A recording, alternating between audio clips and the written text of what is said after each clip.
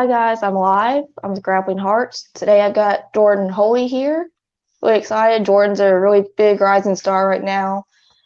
So, Jordan, to start us off, do you care to tell us kind of what got you started into jiu-jitsu and about your beginnings?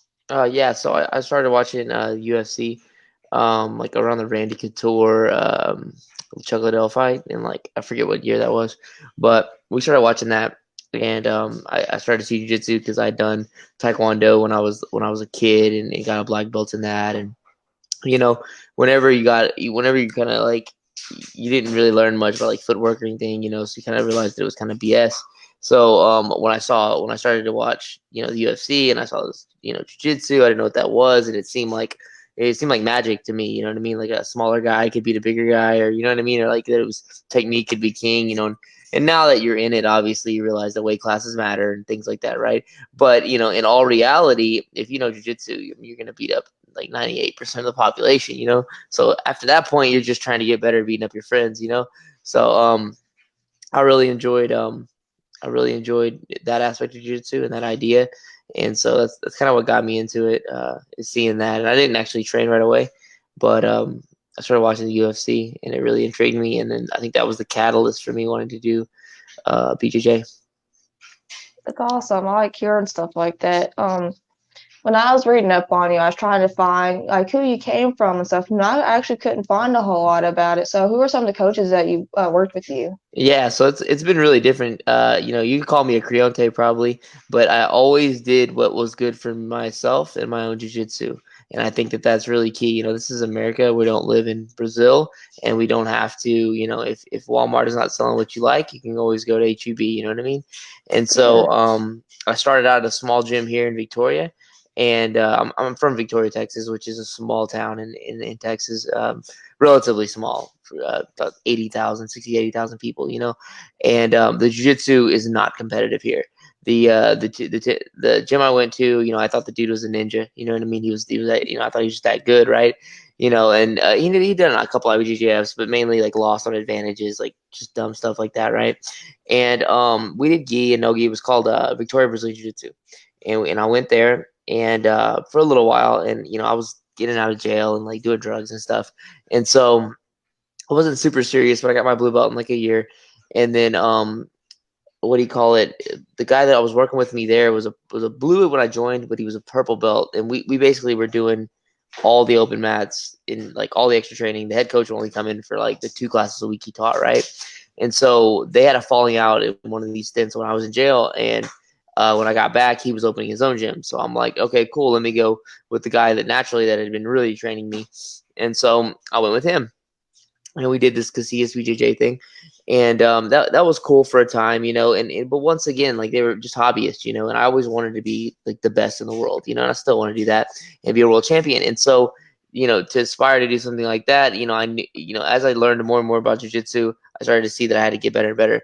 I was locked up for quite a bit of time, and when I got out, him and his wife had went ahead and the plant had closed down here in Victoria, or not in Victoria, but it's like in Port Lavaca. It's pretty close by, but Victoria's like the central hub of all these little small towns. But they the plant had closed, so he had to move to Louisiana, or she had to move to Louisiana. She was an engineer to get a job, and so they left me the gym. I was the only guy that could, that really had the time to do anything. It was just kind of, the rehabilitated like mess up. So I went ahead and I started teaching the classes, and it was a blue belt at the time. And I'm teaching the classes, and I wasn't getting paid, and I was actually paying tuition still for me to teach all the classes. And that went on for a while, but then it was like, man, I have to get like paid for this. So I started to win super fights and stuff. And I got a purple belt, and I was like, I gotta get paid. Like I at least on me. And I found out other people weren't paying, right? And Oh, yeah, I found out other guys weren't paying. I am still paying. I'm still stocking everything. I'm going to the bank. I'm doing all this stuff. My mom's doing it. Me and my mom, my dad, helping, and just for the hope of the future, getting like something out of it, right? But we only had like 15, 20 students, so like there wasn't really enough food on the table for me to make money, him to make money, and to pay rent. You know what I mean? And so eventually, I was like, I gotta split from this. So I came to him and was like, hey man, this is the deal. I need to get paid. What can you pay me? And he was like 200 a month or something. And I'm like, bro, I can't. I'm making more in privates than that. And so we ended up splitting, and I went into this Nogi only school out of Houston called the Dark Side, and I was there from purple to black, and I only got it took me like maybe 2 years from purple to black, so it wasn't a long Awesome. time. Yeah, it wasn't a long time. I trained a lot. I was really serious, and I used to go every weekend and stay down there and have a room. And Victor was my friend, and I appreciate everything he did, having letting me have a spot to stay and train at and stuff. And I think we just saw different ways, you know what I mean? And I needed to grow and continue to grow in jiu-jitsu. And there's some other stuff, you know what I mean? But just like personal things with the gym and the team and stuff. And I ended up joining about a year ago the Brazilian Fight Factory with the Tackets and Rodrigo Cabral and Cody Steele and stuff like that. I went and trained, and it was a tough session. And I realized that, to be the best in the world, you got to train with the best in the world. You got to take those lumps. You got to take those knocks. You can't just be the best guy in the room. And at my own gym, obviously, I'm the best. And at the Dark Side, I'm the best. And I'm beating him. I'm tapping everybody. So what am I doing? What am I learning? And if I've seen the techniques a bazillion times, and so I started to see there wasn't really much value at where I was at, and I had to improve. And so I joined with Rodrigo and them. And God willing, that'll be the last affiliate. I think I don't see why I would change anymore. These kids are the best. I mean, literally best in Texas, and the training's intense, and they've been competing back to back. Usually, I try to go up there at least once a week, if not twice a week, because Victoria is like 2 hours from Austin. So to drive there and back, and then have to run my own school and teach all my own classes, it gets hectic, man. Like it's a 4 hour round trip to get to BFF for like the noon class on Tuesdays, and then on the Fridays night classes, it's not as bad because it's like a 6 p.m. Nogi class. So like I leave in the afternoon, and then I still get back in Victoria around 10 o'clock, but it's not as bad because I don't have classes right after. But my Tuesday class, my purple belt picks it up for me, the kids class, and so I have a little time to get back to Victoria. But I think I'm going back up either Tuesday or Friday this week for sure. They've been really, me and them both have been competing right after this quarantine a lot. So they just finished Jits Kings, and they did the weekend before they did Third Coast. So that kind of put us off. But yeah, long story, a lot of different affiliates, and I mainly concentrate on Nogi now. I don't really do gi anymore. I did almost exclusively gi up until purple belt, and then I just decided that I wanted to be good at one thing. And I guess if I was 12, you know what I mean, and had all the time in the world to be a world champion at both, that'd be great. But 29, so I need to focus myself. So. For sure. And that definitely is a very different story than what I've heard. And man, you just opened up so many new questions for me. Oh gosh. Okay. Let's see if I can stay on track. No, go ahead. Okay, so my next question for you is you mentioned you want to be a world champion, right?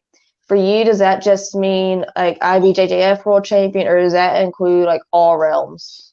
No, no, no. I don't really care about the IBJJF. I do IBJJF, but like you'll see, like and I've only done one. I got silver. I lost to the Nogi world champion, but they screwed me, dude. I'm too white for that. He was a Brazilian, and Lucas Pinedo, so I lost to, and it was I should have got awarded these 2 points for a sweep. It would have been, and then I had like 4 advantages, and he had like 2 penalties, which I don't even know what that means. But anyway, yeah, IBJJF. I done I try to do the opens when I can. They canceled all of them this year. But what I really want to win is ADCC in the trials and stuff like that, and EBI. It was a dream come true to be on the Combat Worlds. Regular EBI would have been cool, but honestly, Combat's it's pretty much the same thing. The guy with the best jiu-jitsu is going to win. So that was a dream come true for me to win, to be on EBI, to do really well there. But I want to win trials. The trials is this year, and then in the beginning of next year, and then God willing, ADCC eventually. But it's a process, man. And we gotta win. You gotta lose. No great champion was ever born without adversity. So Absolutely. And man, so I think ADCC is I'm not hating on IBJJF, nothing like that. But I definitely think ADCC is a much more prestigious event just because you got so many more openings for submissions. There's not as many rules, I don't feel like. yeah, that's the Rule set's thing, totally man. different. That's the thing. If you want to be the best, you gotta open everything. You should be able to smother. You should be able to anything you can do. I had a guy come in. He's training with us for a couple months. He's a wrestler. He's like 18 years, like national wrestler or whatever. I forget what everything he told me, but guy's legit. He's a heavyweight. And he never done jiu-jitsu though. So before we rolled, I was like, before everybody rolled for the rolling class, it was the beginners, and then he was gonna do the advanced. I said, Wade, do you know submissions? And he's like, oh yeah, I can't do open something chokes. And I go, what do you mean, like a renegade choke? And he's like, Yeah, I was like, no, you can do that. I was like, you can neck crank, you can do whatever the fuck you want here. I don't care what you do. I was like, you can do neck cranks, you can punch somebody in the throat, as long as you're not throwing strikes, you can do whatever you want, man. I was like, if they don't like it, they can tap, you know. And I think that if if you're gonna actually say you're the world champion or you're the best or whatever, you should open the rule set wide open as much as possible. Absolutely. It makes you a much better, well-rounded competitor at that when you do that. And I feel like that just saying if you only compete IBJJF and you say you're a world champion, but it's only by that event, I feel like you said, it makes you more closed off. Yeah, I feel like it just really holds you back. yeah, well, furthermore, you see a lot of these IBJJF world champions go into a rule set where, and I hate beating the same chord, but leg locks are allowed, and they get mauled because they don't know how to deal with that one thing, and it's really unfortunate, and it's really weird to me. I think that people that do just exclusively IBJJF, or they funnel their entire career there through 15, 20 years, and maybe they're 25 now, they've been training since they were a kid, and they've been doing it. They have a very hard time at adapting to that, and I don't know why that is, but it is what it is. And whereas you see guys that have dealt with leg locks, they're just as soon as they hit a 411 on them, they're immediately their heels turned in and they're moving, and they're defending, they're counter forcing, and it's something that definitely needs to be trained and respected. Because I've seen plenty of guys that were super most everyone I faced has got more accolades than me in the IBJJF, and it doesn't really matter too much. You know what I mean? If you don't know how to get out of a certain position, you might as well be doing a different sport. Absolutely. And like you said, when they've been doing it that way for that long, you take a kid that's been open rules for even just 2 years, since they see that weakness, man, they're going to pry on it every time. So like that, it really just holds you back. Heck yeah. Um, my next question for you, Jordan, is you're very on your posts, you're very religious, and you take pride in giving credit to God for your success. How do you think that incorporates into jiu-jitsu? Like, I won't say incorporates, makes you more, trying to think the word I'm trying to look for. Jeez, my bad. No, you're Uh, okay. how do you think it makes you more, I don't want to say successful, but do you think that propels you forward? I guess is what I'm trying to say, is Yeah. by being like that. Yeah, well, so the thing is like you are what you represent. You know what I mean? And there's many days that I get up and I don't want to train. I don't want to lift. I don't want to run, and I do it for something more than myself. Christ is all and in all, and He consists, and everything is. There's not a bunch of different religions. There's just Christianity, and then there's this falsehood that doesn't exist. There's the truth, and then everything else is a shadow of that. And God is sovereign over all things. He's certainly the reason I'm here. He's the reason why everyone is in whatever place they're in. There's not a maverick molecule in the universe. If God is sovereign, then He controls everything. The hair on your head, His providence, upholds us and uplifts us. And it's only not only for the good, but also for the bad. God, He gives you trials and tribulations in your life. A great example for me, and is I was in prison for a while for doing drugs, meth, burglary, different things, and God used that time. I used to think when I was in the mix of that it was the worst thing in the world that I was going to go to this deal, and I was going to go and I was going to deal with this in such a long time, and how could anything be worse? Because I wanted to continue in my sin, but God used that time to pull me out of the world, pull me away from the love of the world and things of the world and the love of the flesh, lust of the eyes, things like that, and focus on Him and His Word, and completely changed my life. And so I live now every day for Him in His glory, and because He's died for me and given Himself for me, and it's the least I could do is I have to be a good steward of everything that He's given me, and that's everyone's responsibility for whatever you've been given, big, small. It's a parable of the steward. You've been given 5 denarii, or you've been given 5 talents, and you made it into 10 talents, and He's rewarded. He says, "Well done, good and faithful servant. Come have much in my Father's kingdom," or whatever. And you need to leverage everything you have for the glory of God. And so I think about that a lot. And when I'm running, when I don't want to, cutting weight, and I want to call the promoter and be like, "Hey man, I can't make this weight," or whatever. Or excuse me, or I want to be like, "Hey, I need to pull out because I don't want to do the work." You know what I mean? And you have to go back to what drives you. Is it discipline? It has to be discipline, but it has to be your faith. Something bigger than yourself. Because if it was just for me, I mean, I've done a lot of jiu-jitsu in my mind already. Especially from where I started at in a small town and being in and out of trouble and stuff like that. And jiu-jitsu, God's used jiu-jitsu as a vehicle to give me a lot of things. Um, a beautiful wife, my restored my family.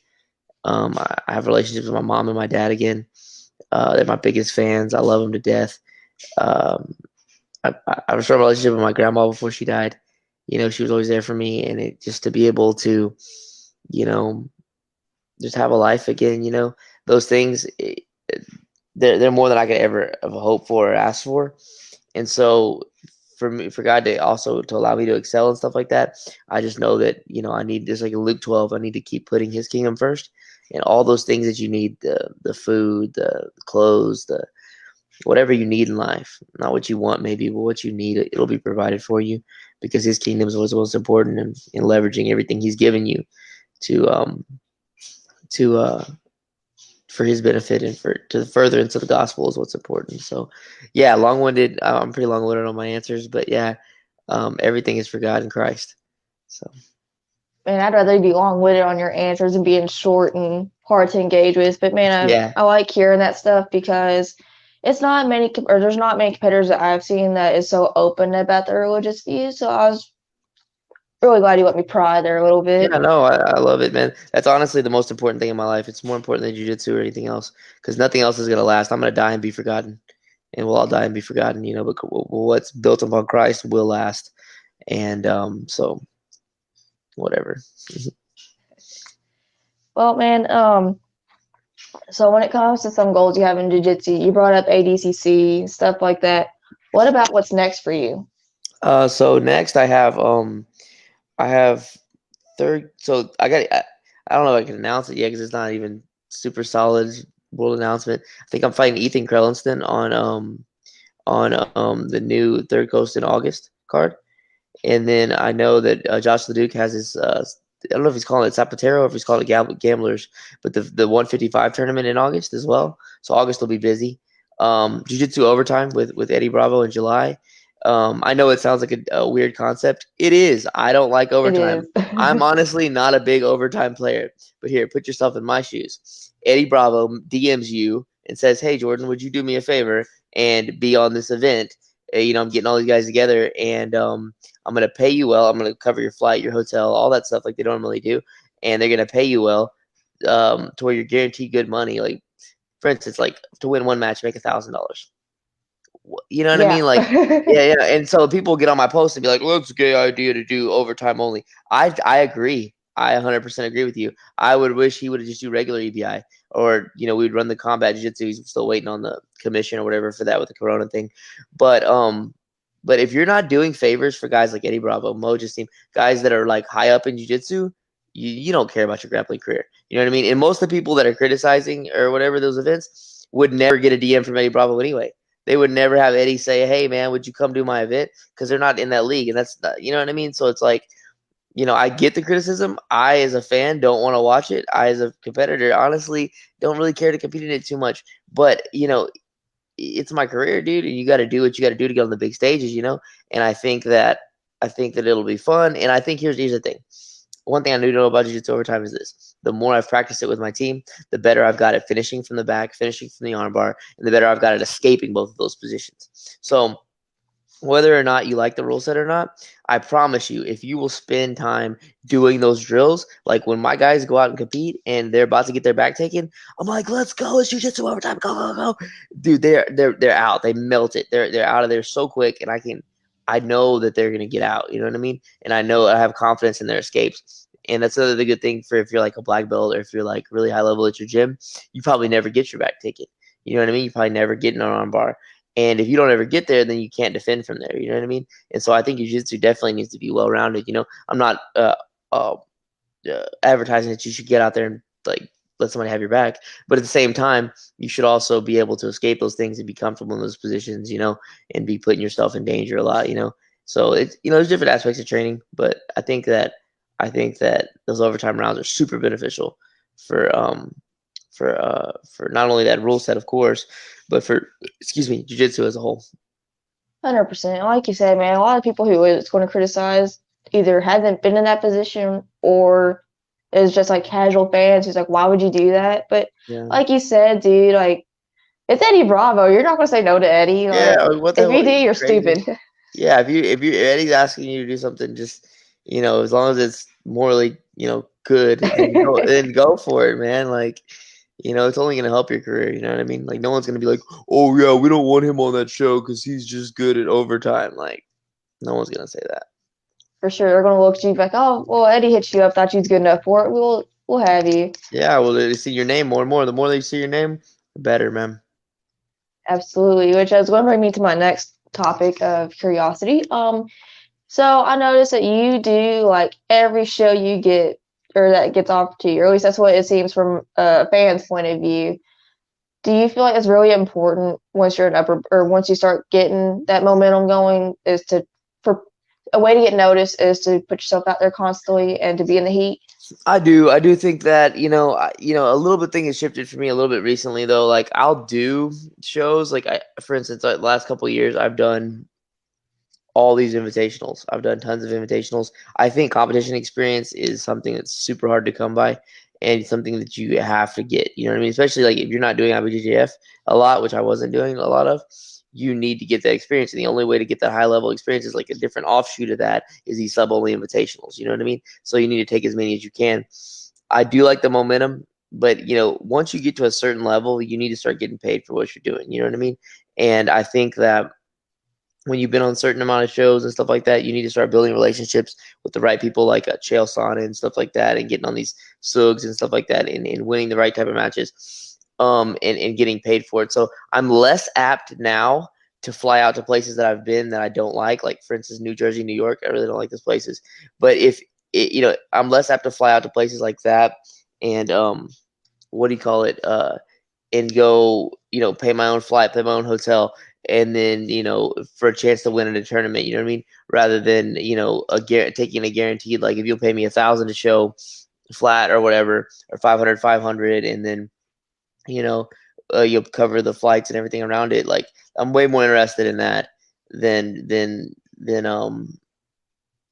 doing something where it's like a chance for it and I have to come out of pocket like $1,000 anyway just to get up there. You know what I mean? So I do think, especially early on, my advice for most competitors early on, you must get out there. You got to get out there. And here's the thing. That's what I tell my guys, like, if you want to follow the path that I took, then here's what you're going to have to do. You're going to have work a job so that you can actually afford to get to these places because plane flights cost, hotels cost, all that stuff costs. And then go up there and lose. You need to go up there and lose some competitions because you are not going to win your first competition. I mean, your first sub-only invitational for $2,000. You're not going to win. And even let's say you do win, that's barely going to cover everything it costs you to get there. You might make a little money, you know what I mean? But that all needs to be reinvested back into yourself. But yeah, you need to lose a few to get the experience so that you can compete at a high level. You know what I mean? If I had not lost in some of these invitationals that people probably had never heard of, or took in matches that people never heard of or heard me seeing me in them, then I would not be able to compete at the level that I'm at right now. And I'm still learning and growing. That's another thing. You should always be watching DVDs and shit and getting better, man. Don't rest on any laurels you think you have. You should always be improving and looking and thinking like, man, I did, it's cool. I've been here and did this and that, but that's not shit. I need to continue to keep improving and doing what I got to do. They got me to the dance. You need to show up every morning in the gym. You need to show up at the weightlifting gym. Got to emphasize that because a lot of jiu-jitsu guys, like Marcelo didn't live, so I'm not Yeah. gonna. Marcelo didn't live, so I'm not gonna lift. That's retarded. You need to lift. The better athlete. If skills are even, the better athlete will win. So, yeah, man, competition, keep competing, keep competing. I think it's important to take a lot of matches. I turned down a match recently though because it's just they want to compete for free, basically. You know what I mean? And it's just not. That's not. I'm not into that. You know what I mean? It's like if Chael will pay you, if you get paid by big promotions and your name brings people to the card, I don't think that you should have to sell 10 tickets, 20 tickets every freaking time. You know what I mean? Especially when you live in a small town. For And sure. the closest place you can find is 20 minutes, it's 2 hours away to compete in. You know what I mean? If it's out of state, I'm not selling tickets. People will buy it, you know what I mean, because they want to see me win or lose. and they might be fans from online, and they might watch on Flow. I got a bunch of people that just have Flow grappling to see me compete. I mean, people that are friends or are fans of it because I'm competing. You know what I mean? And I know them, outside of jiu-jitsu. But people can't buy tickets whenever they live, 5 hours away or 2 hours away. You know what I mean? When can they go out? They got kids. Can't drive to a show. It's a 9 p.m. show or something. It's crazy. For sure. And earlier you mentioned that you did strictly gi up until about purple belt, right? So do you think that the gi you need to learn it before you strictly do no gi, or like what's your stance on that? No, I don't think so. I only did the gi because like I wasn't the coach, so I had to basically do whatever anybody else was doing. You know what I mean? And whatever the coach said, I had to was the one that lobbied for, hey, maybe it would be cool if we had a no-gi class because we should just do exclusively gi. I think that probably when I'm older I'll do more gi because I'm gonna slow these young bucks down. I'm gonna be too old. I'm gonna be like 50. I'm gonna be like, man, I just want to break. Let me hold this dude in close guard.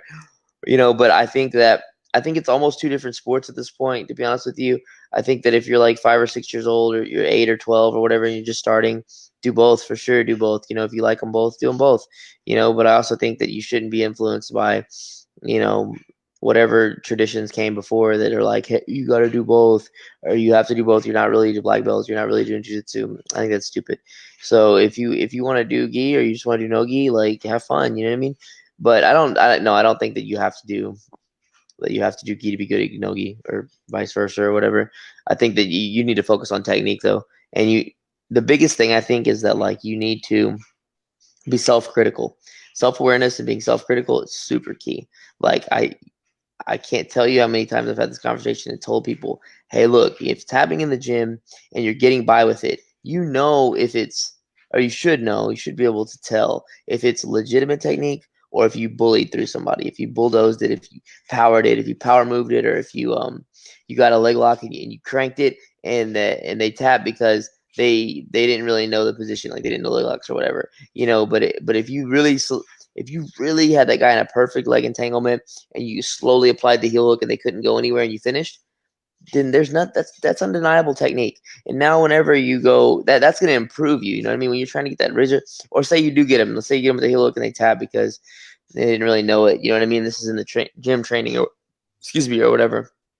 Then go ahead and in your head, yeah, you got them, but don't count that as a win. Think like, man, I really wish I could have finished this entry that I was working on properly here and finishing this move and make those little details, because if you're self-critical like that, you always start finding ways to improve. If you finish a guy in a minute, you know find out why you couldn't finish him in 30 seconds. You know what I mean? Like did the guy almost pass your guard? Did he stop one of your guard passes? Like we got to find some way to improve ourselves even when we're winning, and especially in training. It can get so easy to be stagnant and just go to what you like or what you're good at over and over and over and over again and leave entire areas of the game unexplored. And if you do that, you're gonna become a one-trick pony, or you're gonna have these huge gaping holes. You're not gonna know how to close them up. So being self-critical and being like self-aware is super key. I think if you're gonna improve in jiu-jitsu a lot. So yeah. 100%. Jordan, you've been on a lot of shows, a lot of invitationals, obviously. What's some shows that have been some of your favorite experiences? Yeah, so for sure, EBI was incredible. I thought, I was a little scared honestly going into it because I was like, man, because like they're hyping up in the rules meeting, and he's like, yo, you got strikes, can't play half guard, you got strikes, and I'm like, half guard's all I love half guard. And I'm like, oh no, I was like, am I gonna just get pummeled from half guard, And so that was it. That was incredible. That was exciting. Submission Underground's been fun. It's been a whole lot of fun competing on that. Third Coast has been really great. We've competed there a lot, and I've always had fun down there, up there, I guess, from where I'm at in Houston. And those have all been good. I'm trying to think, is there any other ones? I really don't want to miss anybody that I really enjoyed. Coming up, like finishers, subspectrums have always been cool. Those are like, excuse me, those have been really good ones. No, that's pretty much it. Third Coast, ABI is the highlight of my career, I think, and then Submission Underground's always been fun. I do wish he would bump the regulation time up a little bit, but I Yeah, think I think Chael's sold on that, so is what it is. Just be a finisher, I guess.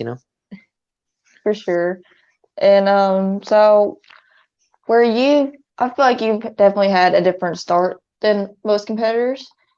Do you think that's what sets you aside from them, or do you think there's something else that sets you aside from others? Um, I don't know. I think that what Christopher. Oh, you know what? I was gonna use the Christopher Columbus or the Cortez example, but I'm gonna go with the Elijah and Elisha example from the Bible. Whenever Elijah told Elisha, who was it's slightly different spelling, but he was the younger prophet that was gonna learn from Elijah. He told Elisha, he said, hey, he's like, come, follow me, burn your plows, follow me, and come on. And he had to burn. He burned his plows. He slaughtered all his oxen and everything like that, and gave it to his people because he had nothing to go back to.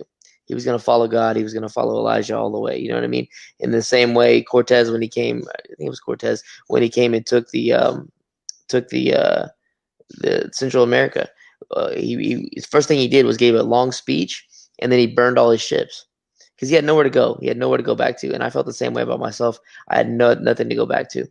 I had burned all the rest of my bridges, and I'd sold out. I'm gonna make it jiu-jitsu, or I'm gonna be poor. I'm not gonna make it. You know what I mean? I have no plan B. When you have a plan B is only good if you don't believe enough in plan A. If your plan A, if you're not 100% sold out on your plan A, then do something else. Do something else that you're passionate about. Do something else that you're sold out about. Because if I was sold out on jiu-jitsu, I am sold out on jiu-jitsu. And I've got a school now. I've got great friends and family around it, and I get to compete. And I've been really blessed. And so that's another thing about self-awareness. You got to know if you that's something that you want to do. It's something that you can put in the effort for. And when you take losses, when you spend that money and you go up to New York and you lose the first round, and you get matched with the guy that's gonna be a ACC competitor, and you lose the first round, what are you gonna do? You know what I mean? Are you gonna say, man, maybe this isn't for me. Maybe I should go get a construction job. You know what I mean? Because if that's the depth of your commitment to it, you were never gonna make it anyway. If you take that loss and you say, all right, this isn't the final spot for me. You know what I mean? What am I gonna do to improve? What am I gonna do to do this and that, and to get myself to the level I need to be? And always the belief that like if anybody else in the world can do it, I can do it. You know what I mean? What's different about me? You know what I mean? Am I not smart enough? Do I not have two legs, two arms, a head, just like everyone else? You know what I mean? So why am I different? You know what I mean? And if you can believe in yourself like that, and just if somebody can do it, you can do it. You know what I mean? And don't give yourself another route out. I've seen guys come into my gym. I'm gonna be in the UFC. All right, cool, man. It's great. Let's get you a couple jiu-jitsu tournaments in, you know what I mean? And we do some tournaments, you know what I mean? And then maybe like a year later, I hardly ever see him. If that, maybe I don't see him in 3 months. They come out and burn a passion for jiu-jitsu. And they're gonna do this and that and this and that. And in 3, 4 months that shit debates and they found something else they want to do. And that's okay if it's something else you want to do, you know what I mean? Like I'm not judging you, like I don't whatever, you know what I mean? The Bible doesn't say that you should be a jiu-jitsu grappler. But, in my mind, if you want to do something, sell out on that shit, Like right now, I got a Twitch stream, right? I'm badass at Call of Duty. I'm gonna be a pro streamer too. I'm gonna be a pro Call of Duty player because I'm good at that, and I have plenty of free time when I'm not training. You know what I mean?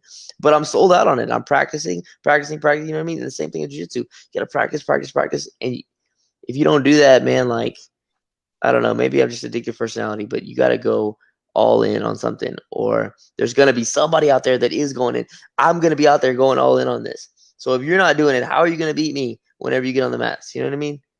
So yeah, you always got to think about. That's another thing too. You ever seen the movie Pumping Iron with Arnold Schwarzenegger?